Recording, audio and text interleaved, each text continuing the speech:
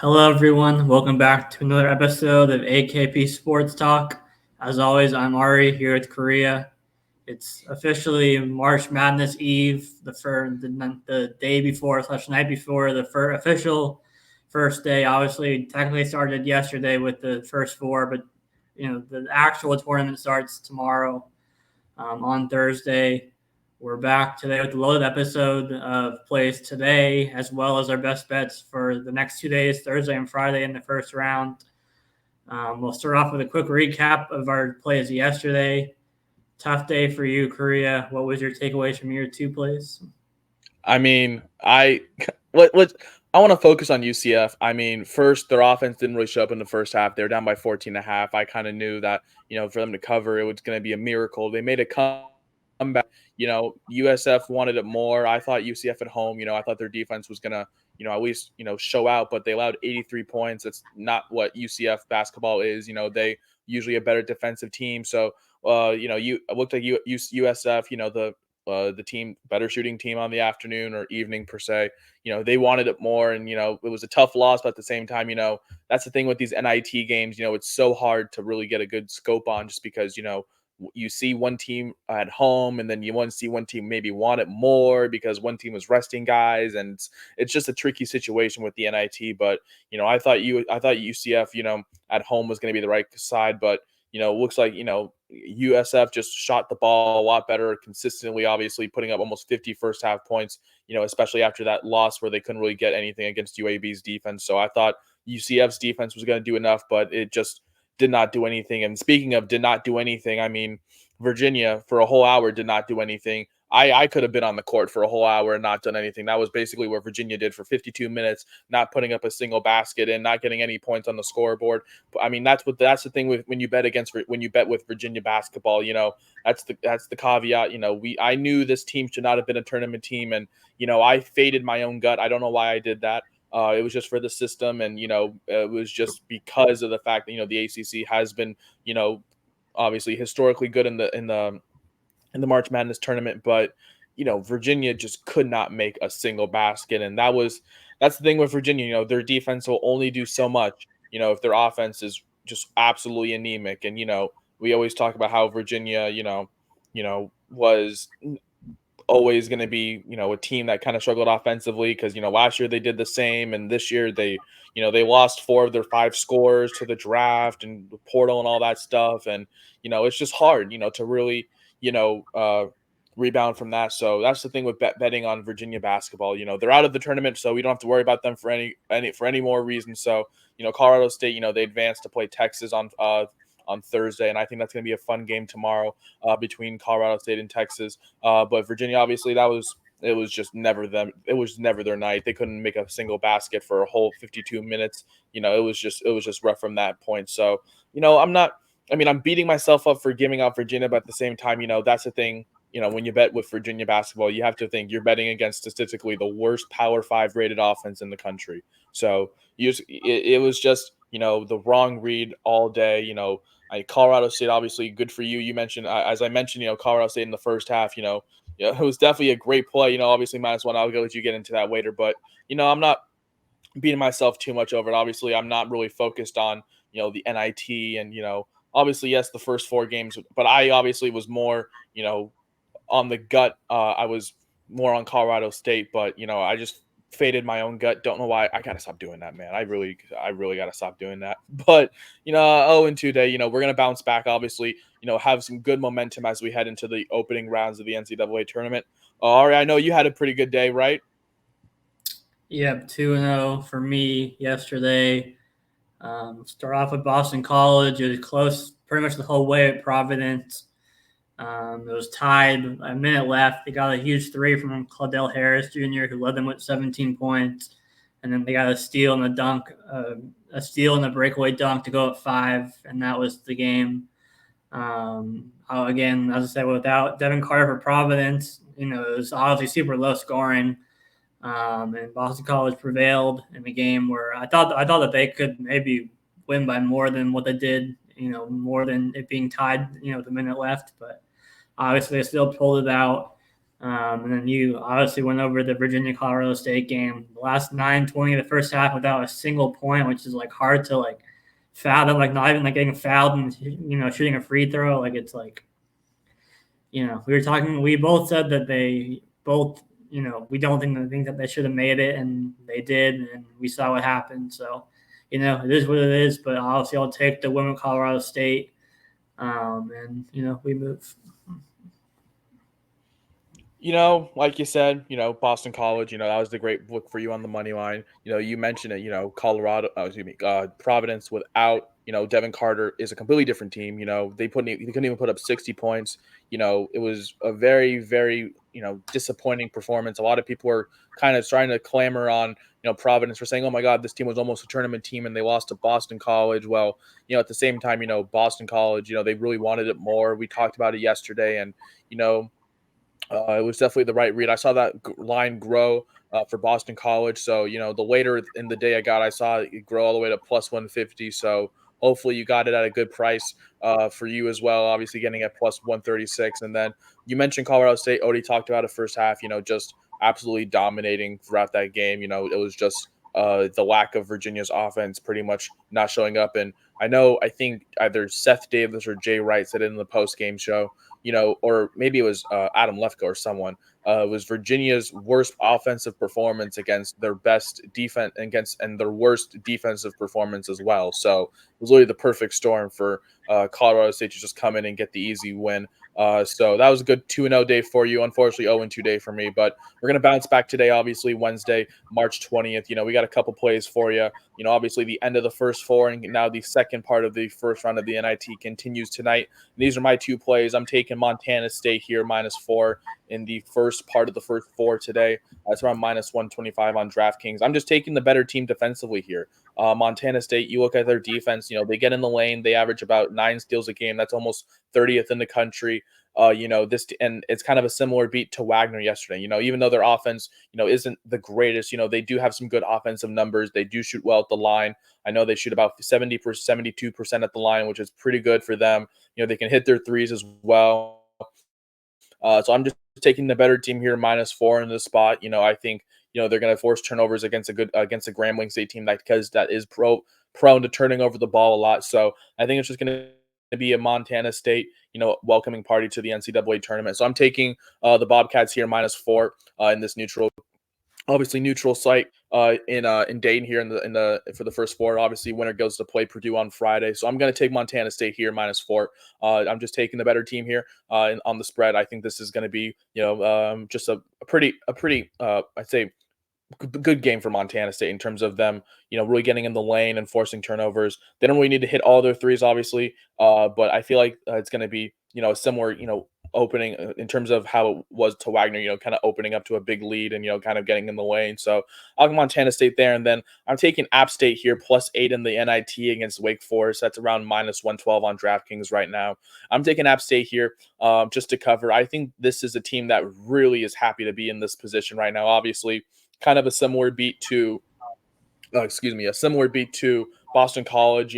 Unfortunately, App State season ended on the wrong note, obviously losing in the conference tournament to I believe I forgot who they lost to in the Sun Belt tournament. But obviously they were the number one team in terms of the regular season, obviously entering the tournament. So they were the regular season champs. They finished a great season, 27-6, and it just unfortunate ending to their season, and it was just a tough beat. But they play Wake Forest, and this is honestly a low key rivalry game. We don't really talk about obviously App State and Wake Forest both in North Carolina here, and I like App State just to cover here. I think the defensive team in terms of this App State team can really bring it. Obviously Wake Forest, they had a tough end to their season. They were a bubble team that was kind of on the fringe of things, and then they obviously had a tough loss to Pitt in the semis of the ACC tournament. So they find themselves here hosting a first round game against a hungry App State team as well.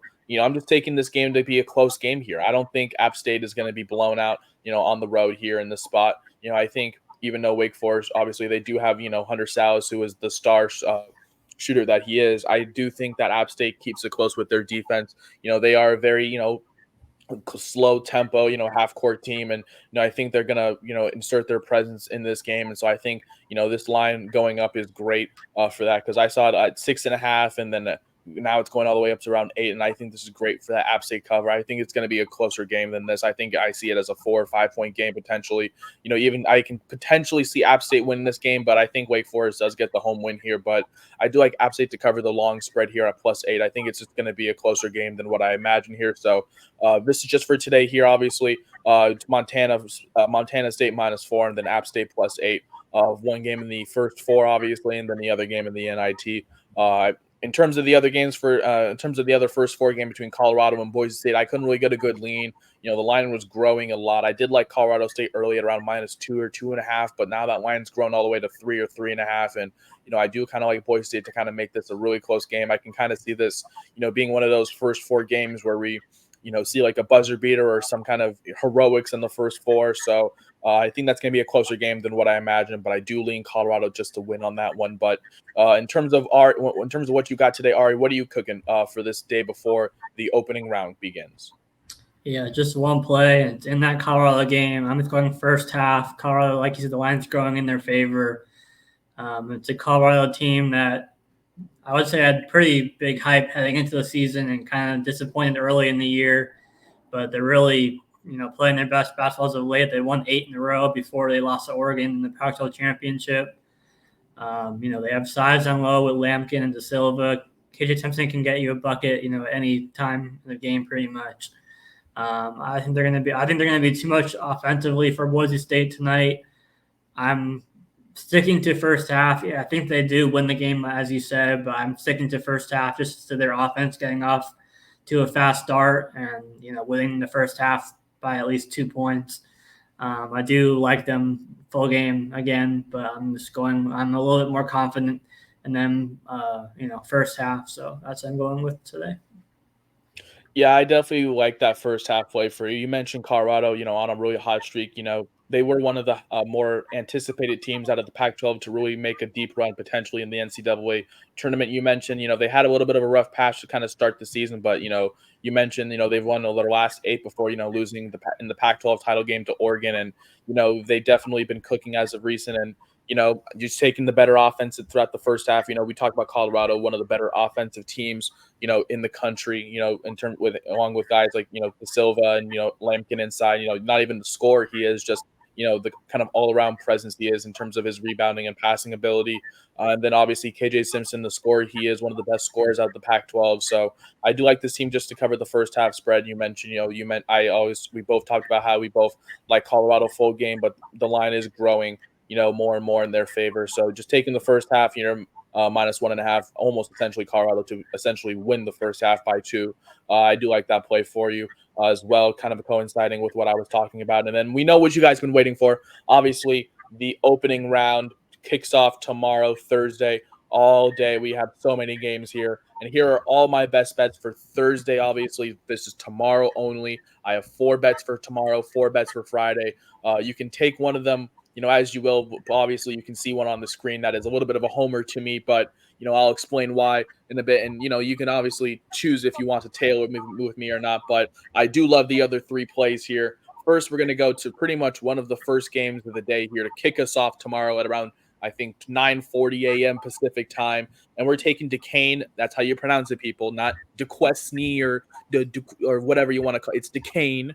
We're taking Duquesne and BYU. We're taking that first half under 66. That's around -115 on DraftKings right now.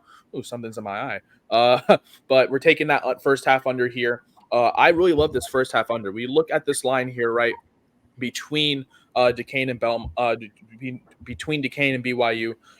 Obviously, I think I do lean the BYU full game spread at -9.5, but I think there's a great system here. We talk about first half unders. I'm going to be emphasizing this all day today throughout my explanations, rather than these first half unders. But there is a system out there that I don't think a lot of people know of. It's called the first half unders before 1 p.m. Eastern. There is a system that is really hitting, I think, about a 60% clip. It is all first half unders, I think, above 65 or above 60. All those first half totals take the under. And I love this play for me as well. We talked about Duquesne and BYU. Obviously Duquesne. We talk about how they are good at guarding the three, and they are a better team at just in terms of their defense. And I think that's going to be prevalent against a BYU team that obviously relies on the three a lot more. BYU obviously is a great team in terms of their defense as well. Obviously playing great teams like Kansas and Baylor and a loaded Big 12 conference. So I'm just taking the first half here, targeting this first half total under 66. I think this is a great line to get it at. I think it's just going to be a very low, slow, first half between these two teams, kind of figuring out, how to really get their, offenses going. In terms of Duquesne, they don't really have that much of an offense in itself. And, in terms of how BYU is going to counteract that, I think, Duquesne's going to really, bring the presence, the first half, in terms of how they guard the three, obviously, but I don't know if Duquesne is going to be able to sustain that throughout the game. So I'm just going to take their first half total here under 66.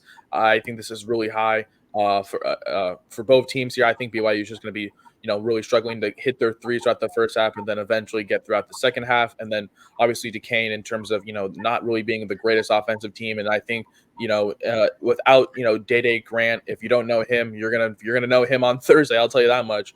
He is definitely a star in the making for Duquesne. He definitely is a scorer, but I know BYU is going to try to limit him as much as possible, along with Jimmy Clark. So I think this first half total here at under 66 is a great look. That's around minus 115 on DraftKings right now.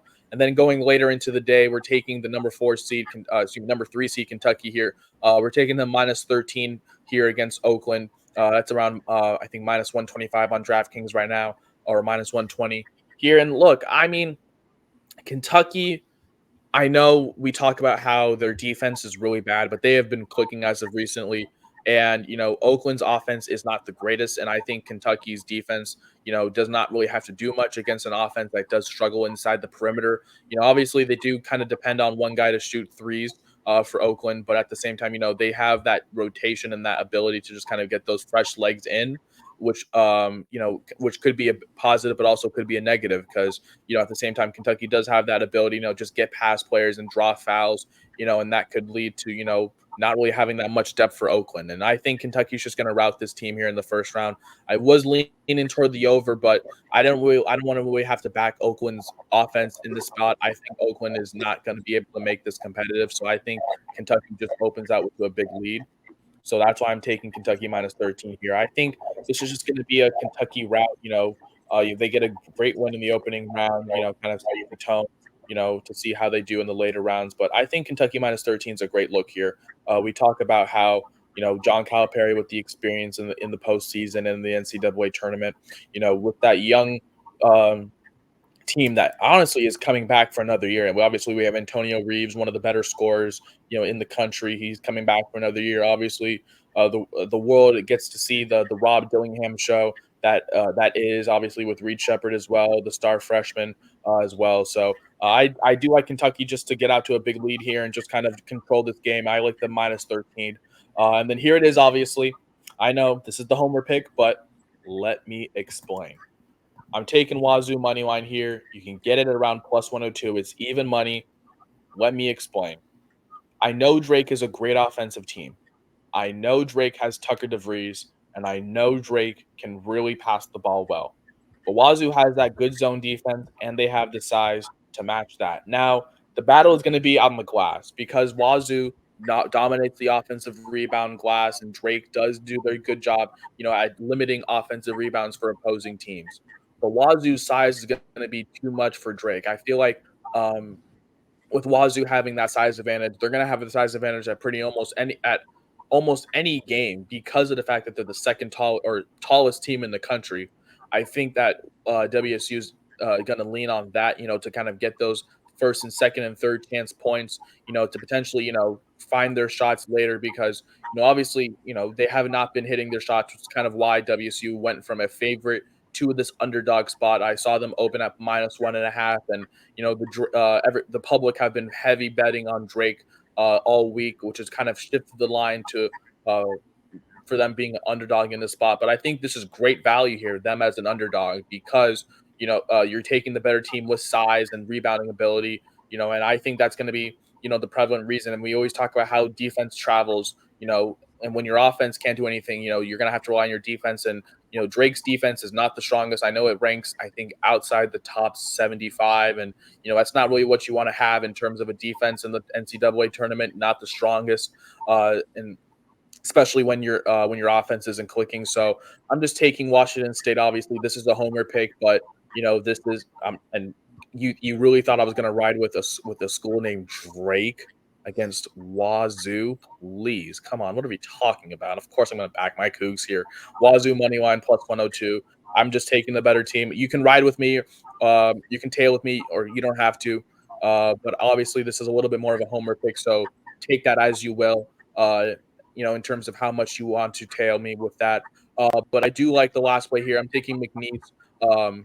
It looks like Ari, you added an extra N there, but I am taking McNeese here, -7. No, excuse me, McNeese +7 here on the spread. I do like the Cowboys here, and I think the Cowboys are going to make this a really close game. We talk about how this is one of the popular upset picks over Gonzaga, but I'm just taking them on the spread because I do lean Gonzaga in this full game. But I just think McNeese is going to make this a really interesting game. McNeese, obviously, it's the battle of three-pointers because McNeese can shoot the three ball well. Gonzaga can too. But the thing is, McNeese can defend it a little bit better than Gonzaga can. And I think that's going to be the biggest X factor here. Will Wade in that previous experience in the NCAA tournament is going to be really, really huge for this team. And I think that's going to make this game really competitive. I don't really like the fact that, this is a really big spread. I thought this was going to be more maybe what it should be, maybe like a 3.5 to 4 point spread because of, McNeese's ability to defend the three and rebound really well. So I do like McNeese to cover here, the +7. I know that line went down to 6.5. I still take it there. I'll take it all the way down to 5.5. I think there's great value all the way down to 5.5 there. But I am on the McNeese Cowboys. I'm taking the just riding with the better team, in terms of how they can guard the three and they shoot the ball really well. But in terms of how Gonzaga just shoots the ball effectively, I think it's going to be really hard for this McNeese team to really sustain a great defense, against just one of the better shooting teams all around. Obviously Nemhard's going to hit his shots eventually, Anton Watson as well. And then they have size inside with Ike. That's going to be the biggest X factor in terms of if Gonzaga can win this game, because if Ike gets in foul trouble early or whatnot, I think McNeese can take advantage. The fact that they do now have the size advantage and control the boards and all that stuff. So I think that could be the recipe there for McNeese to cover here. I'm not taking the money line. I just don't know if they can sustain it for the full 40. But I'm just going to take McNeese to cover here. I think it's going to be a really close competitive game. So those are my 4 picks for tomorrow. Obviously, we have some more picks for Friday coming up, but I'm going to let Ari get into his best bets for the opening round for Thursday. Ari, what have you cooked up for the opening round starting tomorrow? Yep, I have 3 plays for Thursday. I'll start off with the first game of the entire round of 64, Mississippi State, first half ML. Now, I do have them winning the game in my bracket, so I do think that they win the whole game. But this is similar to my Colorado State first half play where, obviously I respect Tom Izzo and, any adjustments that he can make at halftime for the second half potentially. So for betting-wise, I'm a little more confident in Mississippi State. First half, I want just to get off to a strong start. I do have them winning the whole game in my bracket, but, it's a tough game. Obviously, it's a close spread. Obviously, it's an 8-9, so obviously it's going to be, it's going to be close. But I'm just going with Mississippi State, led by obviously Hubbard and Tolu Smith, to at least get the job done in the first half at the very least. Mississippi State. I also kind of lean towards the first half under as well, which is why I bet on a lot. Like the first game of the day, first half under, which I think is a pretty good, like not just a blind bet, but I think it fits these 2 teams as well. It's a lower scoring kind of half, but I'm going with the first half money line for Mississippi State. And then second play, Nevada ML. I'm just kind of rolling with I think the 1-2 punch of Lucas and Blackshear. I do think it's going to be a close game, and in a close game, I trust Lucas and Blackshear the most.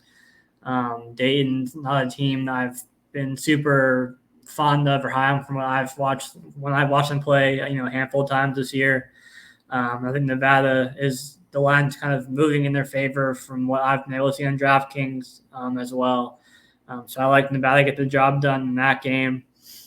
And then going to South Carolina, again, another money line on basically an even spread. Dante, I think he was, 12 for 12 in the Pac-12 championship. I think South Carolina is going to be more physical with him down low than anybody in the Pac-12 tournament, or I guess not anybody, but at least in that championship, I should say. I think South Carolina, and Dante's basically, most of Oregon's team. Like if he's in foul trouble, then Oregon, I think, is in trouble. I think South Carolina, they can get him potentially in foul trouble early, and do some damage. Other than that, led by Michi Johnson and the rest of them. So those are my 3 plays for Thursday. You mentioned that first half under for Mississippi State and Michigan State. I also am on that first half under as well. I'm just, I don't really like this game either. The hard game in terms of the 8-9 as well. But I'm just taking, both of these defenses. I'm backing more both of these defenses here, and I'm just taking the under there. So I do like that first half money line for you as well for Mississippi State. Michigan State does struggle to really get some shots up in the first half, and they really do struggle to really find their shot. Not until their second half heroics and comeback. That's the Michigan State way recently. So I do think Mississippi State does get out to a first half lead here. I do like that play for you at -115. And then you mentioned Nevada at -120. I do like them. You mentioned the duo Jared Lucas and Keenan Blackshear. What a duo they are. And then the one caveat for Dayton is that they're such a good team, obviously with Deron Holmes and that team, but they do struggle when they're not playing at home at Dayton, and that's the thing that I feel like is going to be propelling Nevada to win. They haven't gotten those big road or / neutral wins, especially in the Mountain West, a loaded conference, obviously this year that has, at least 6 teams in the NCAA tournament field solidified, obviously with potentially Boise State tonight. But I do think Nevada gets the win on Thursday here in a slight spread against Dayton, who I respect as well. Obviously, the thing about Dayton is that they do shoot well from 3, but I feel like this one's been hard for me as well, because the thing about these teams is that if for Dayton, you're backing a team that doesn't foul a lot, and then for Nevada, you have to back a team that draws a lot of fouls. So you got to it's either one of those two. Obviously, Dayton, I know they're like top 3 in terms of not fouling, and then for Nevada, they're like a top 2 team in the country in drawing fouls. So I do see your vision there and backing the team that can better at drawing fouls and going to the line and making their shots. So I do like Nevada here.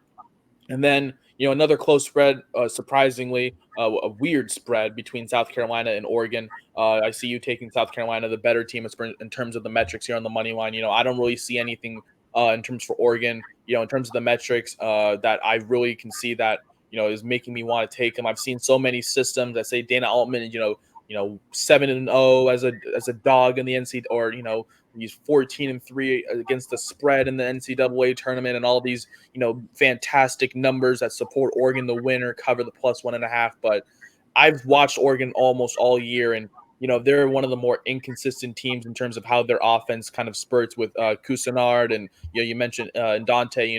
He'll have games where he'll have 12-12 and have great defensive rebounding games, and down low inside. But then he'll have games where he'll get in foul trouble early and struggle. And same for Cousinard in terms of him and his consistent shot. And, against a South Carolina team that, can really play well on both sides, in terms of their defense. I will say, this is a really bad matchup to bet on. That's why I'm kind of avoiding this game just fully to bet on. Just because of, South Carolina, the one X factor or the one caveat for them is that they are pretty much one of the luckiest teams in the country. South Carolina ranks, I think, 2nd in the country in terms of their luck factor, which kind of coincides with the fact that they've maybe played some easier competition, which, is not a knock on who they are. It's just, they haven't had to play, at the top level competition yet. And then, for Oregon, I feel like this kind of the same way, not in terms of, I don't know what their luck rating is in terms of KenPom, but I know they haven't obviously, had the greatest luck, but, they've had a easier schedule in the Pac-12 and, they couldn't really get it done. So, I'm just going to avoid this game wholly, but I do lean South Carolina. I do have South Carolina advancing in my bracket as well. I just don't see anything that really makes me want to take Oregon in this spot. But in terms of money lines or anything, I'm staying away from this game. I think this is going to be, one of those games where something weird happens, where a controversial call or whatnot. I can definitely see that coming, but I do hope South Carolina does get the win for you. obviously, and for me as well, guys, I have them winning in my bracket, of course. But now we're going to move on to Friday. Obviously, opening round continues on to Friday with another set of games. And here are my final 4 games that I'm choosing in the first round for Thursday, Friday action here. We're going to Marquette and Western Kentucky, and I'm taking that over 159 here. That's around minus 108 on DraftKings. I'm just backing 2 offenses here. Western Kentucky, they're a very go offense. I think that's going to be the one thing that kind of keeps them in this game. Marquette, yes, they have struggled right now, and you can credit that because of the fact that they have missed Tyler Kolek, their star point guard, who's been out with an oblique injury, for a little while now. But they do get him back, obviously, for the opening round of the NCAA tournament, which is huge. But at the same time, we don't know how healthy he really is, and especially coming off of that kind of injury, coming back into the lineup, expected to kind of be that X factor again, is especially a lot on your shoulders. I think this is going to be a high scoring game just because of that. Western Kentucky's offense, is kind of the leaning X factor for them. Their defense is not the greatest. They do rebound pretty well. That's kind of one thing that is the that kind of is going to keep them in this game, is the fact that they are a top, I think, 25 rebounding team in the country. So that means great chance for offensive and defensive rebounds for this team. So I think they keep this game close here. I like Marquette. I like this game to go over. I think this is going to be a really high scoring game between Marquette and Western Kentucky. We talk about 2 teams that really just like to go up and down the court. Marquette, they like to get in the lane and force steals, and that's kind of their one caveat, is that they do like to get forced turnovers. But when we talk about this Western Kentucky team, Western Kentucky is a great team at shooting the ball, especially at rebounding as well. So I'm going to take this over here at 159. I think it's grown. I think from 157 to 158. So I'm taking this over 159 here. I think this is a great line. We talk about Western Kentucky and how they can really rebound well, great for rebounding and second chances. Marquette, they get in the lane, they get steals, so that can create turnovers. So I just think this game's going to be going high in terms of their score. So I'm just taking this over 159. And then we're going to St. Mary's here, and I'm taking them minus 5.5. And I know some people have Grand Canyon to win, but that's not happening, people. St. Mary's is one of the best teams in terms of their defense that I've ever seen this year. I mean, this team can really slow you down. Like they will insert themselves and really slow you down. St. Mary's, and this is a very similar game to that Charleston. I feel like this is going to be a similar game to that Charleston versus San Diego State game from last year. A popular, offensive team that can really move the ball against a team that can really slow them down defensively as a 5 seed. And I feel like that St. Mary's team is right here. This team can really slow them down. I like St. Mary's. They're one of the better teams in terms of guarding the 3, in terms of guarding inside. They force turnovers. They force steals. They pretty much they're pretty much the prime perfect defense behind Houston and Iowa State in terms of how they run their defense effectively. They don't get in the lanes. They get in the lanes. They force turnovers. They rebound well. That's the thing that you really want in terms of a defense. Obviously, the one caveat is that they do play a little slow, and that kind of coincides with how their offense, is not the greatest. So, in terms of backing these really strong defensive teams like Houston and Iowa State, you can only go so far with them, but I do like St. Mary's here to cover the minus 5.5, against a Grand Canyon team that can really, can go in spurts, but, they're so ride or die with their 3-point offense. I think it's going to be, a long day if they're not hitting their shots, especially against a St. Mary's team that can really slow them down and, really, make sure that, that obviously St. Mary's, they do rebound really well. And obviously they do hit their shots at the line. I think it's going to be the X factor for them, especially in a really highly anticipated game for a lot of people to potentially have Grand Canyon pulling off the upset. I do think St. Mary's gets the win here. Obviously, I have them advancing. I think they get the win comfortably here, really slowing down this Grand Canyon team. So I like them at minus 5.5 here. And then in obviously one of the highly anticipated matchups in terms of scoring, we're taking this over. I'm taking Alabama Charleston over 173. That's around minus 120 on DraftKings here, obviously. Just backing 2 teams to score. Obviously, Alabama, we talk about how their offense, the best in the country or second best in the country, wherever you want to call it. It's top 2. They can shoot the ball well. They shoot the ball effectively. They shoot the ball effectively from 3. And then obviously Charleston, they lean a lot more heavy on their offense. And I think in this battle, obviously, we mentioned how Alabama's defense has been absolute Swiss cheese all year. And, I think especially from three, and then Charleston relies on the three a lot. So I think that kind of opens the door for Charleston to maybe backdoor, but at the same time, I don't want to take that because that line, is around 10 or 9.5. And I think Alabama could win by double digits here, just, with their offense being being more of the X factor here. So I just want to target the total here. I think this game's going to be really high scoring and a really fun, high scoring opening round matchup in Spokane. I'm just going to take this over here between Alabama and Charleston here at over 173. I think, like I said, just a really high scoring game between two really good offenses that can shoot the ball well from three. And then finally, obviously, and one of the surprises, because the lower seed is somehow favored, but I am taking them. Obviously, New Mexico -2 here. I did like them on the money line, but that line has grown to about -2 here. So I am taking them on the money line. -2 here, -115 on the spread. And I think New Mexico wins this game pretty comfortably. Obviously, we talked about New Mexico. Obviously, one of the better defenses in the Mountain West in terms of guarding the perimeter inside. They do average up, I think, 5 or 6 blocks a game, which is top 25 or top 30 in the country.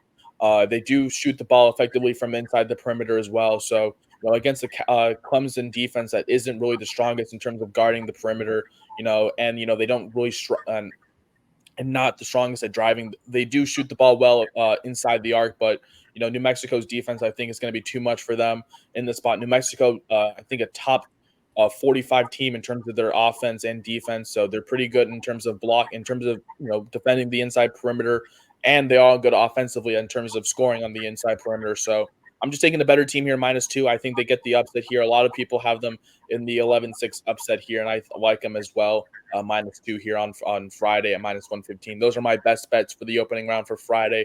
Marquette, Western Kentucky over, St. Mary's to cover the spread, the Alabama-Charleston game to go over, and then New Mexico to cover the spread as well. Ari, what do you cooked up for Friday? Obviously, the final day of the opening round of the NCAA tournament.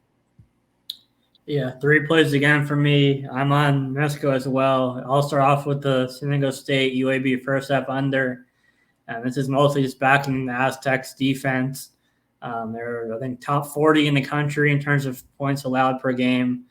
And this is mostly just relying on them strapping up UAB. Their offense is also pretty inconsistent at this time as well for San Diego State. So I don't think that they're going to score, a ton either.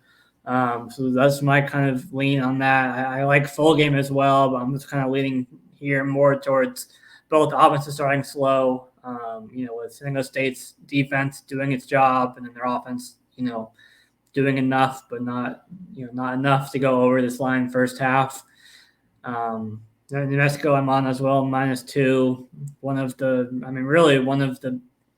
You could argue one of the best kind of backcourts overall in the country, really. I mean, obviously, they're led by House and Mashburn, who are both averaging, 15, 16 points per game. Dent as well, 14 points per game. And then they have the sides as well with Toppin and Joseph down low. So it's a super, well-balanced team. Experienced backcourt is, and that's obviously important in this time of year is experience. So they have kind of a good mix of everything. And then Clemson, defensively, they're lacking at times as well. They're pretty good. They're pretty good shooting, but like you said, New Mexico's defense is solid, and they have the experience offensively, or not, just experience in general, in their backcourt. And backcourt guards are usually what win you games in March Madness. And I like the New Mexico backcourt more than Clemson, so I'm rolling with New Mexico here and -2.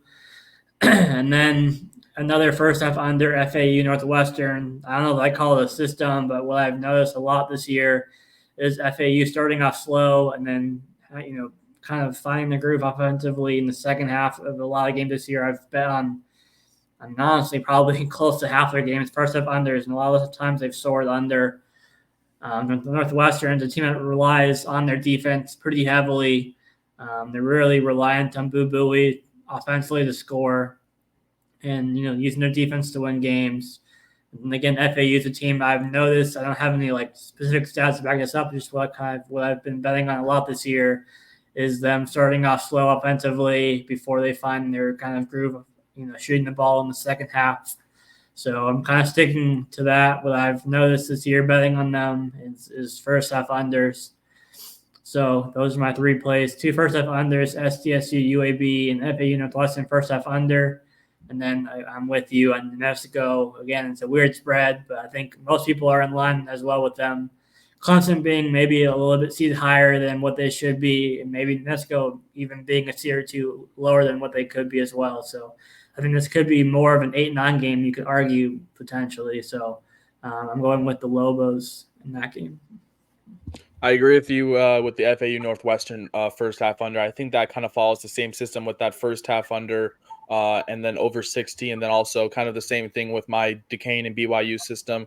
I definitely like that first half under as well. I think I'm on that same play for Friday as well. So I love that first half play. And then going back to SDSU and UAB, you mentioned, back in the Aztecs defense, that is kind of the X factor for them. They like to slow teams down, and then UAB, obviously, they kind of lean more on their offense this year, obviously known for being a more defensive team. But this year, they have more of the offensive prowess. But I think they get slowed down here in this spot by SDSU. And then we already talked about New Mexico, but I agree with you. I think they maybe potentially are a seed lower than I imagined them. I had them as a 10 seed, and then same for Clemson. I had them as a 7. So, that could potentially be a 7-10 matchup as well. So I think New Mexico a little underseeded here, and I think that's why there's so much value. There's not much value here for them because of the books already can see that New Mexico probably should be favored here. And I think, with this funky line, just taking the spread here -2, I think is a great idea. Backing the better backcourt here. That's what we like to especially kind of target here, backing the better backcourts in March. Obviously, guard play is really huge to kind of propel you to the next round and throughout the NCAA tournament. So look to take some teams with some better backcourts for your brackets as well as for bets out there. But you can find all of these plays once again on our Twitter. That's going to be AKP Sports Talk. We will have our full cards eventually posted for Thursday and Friday soon, momentarily, along with today's card as well. We will have all 3 as well as today's video posted on our YouTube AKP Sports Talk. But that's going to do it for this episode. Thank you guys so much for tuning in for this episode. We will be back probably sometime soon. Obviously, Ari will be a little bit on a journey himself, so doing videos may not be the greatest thing that we can do right now, but we were going to be trying for you guys as well. Obviously, we're going to be posting our best bets throughout the weekend as we get, throughout the first round. We're going to have our round of 32 best bets potentially, as we get throughout that first round as well as our Sweet 16 after we get through the first full weekend of March Madness. Because here it is, people. We are finally one day away from the madness. Thank you guys so much for tuning in. Those have been our best bets for the opening rounds. That's Ari. I'm Corey. We will see you guys soon.